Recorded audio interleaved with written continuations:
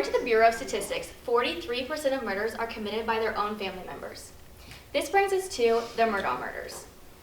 The Murdaugh family consists of a father named Alec, a mother named Maggie, and two sons, Buster and Paul. Radio Times state that the Murdaugh family are generational lawyers who have been practicing law since the early 1920s.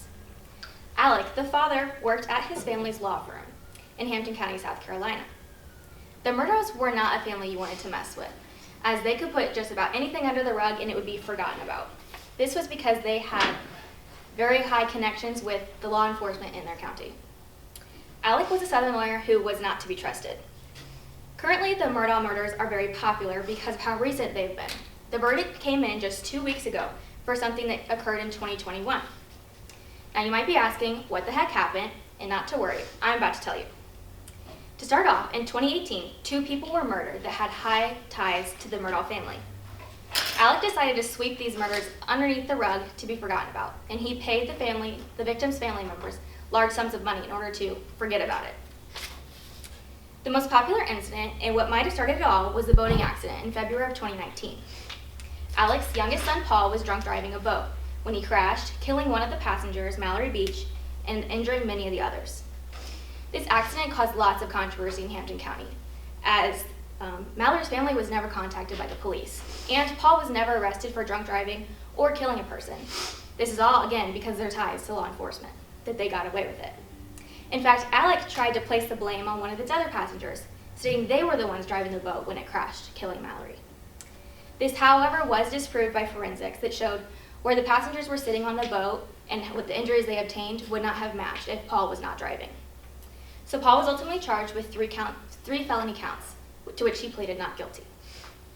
Later on, in June of 2021, the police received a call from Alec, stating that his wife, Maggie, and his son, Paul, had been murdered. With way too many murders involving the Murdaugh family, the state decided to reopen the cases that occurred in 2018 of the 2 killings. And since this case wasn't already fishy enough, Alec was forced to resign from his family's law firm, as they discovered he had been misusing millions of dollars from the firm and his clients. In September of 2021, the police received yet another phone call from Alec, this time stating he had been shot in the head while he was changing his tire on the side of the road. Alex did survive this gunshot to the head. The Daily Beast states that Alec would later admit he paid a former client of his to shoot him in order for his oldest son, Buster, to receive his $10 million life insurance policy.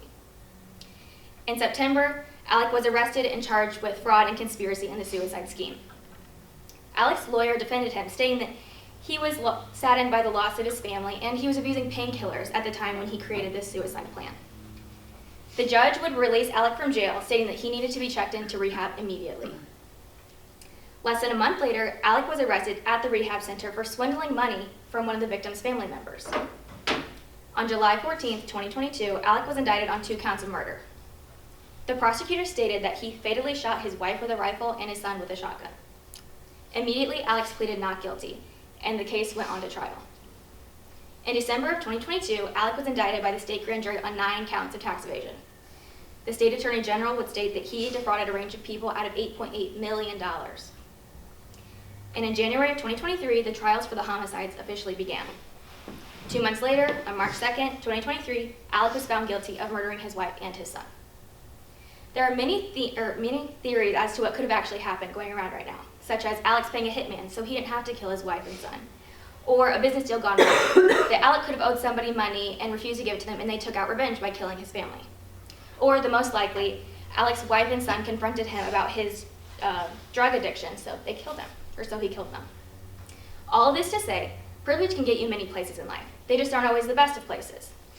Had the Murdaugh family not been prominently known in Hampton County with hundreds of connections, the stealing of money and the murders more than likely would have never happened. The privilege got to Alec's head, which ultimately landed him in jail. Now, who do you think committed the murders? Thank you.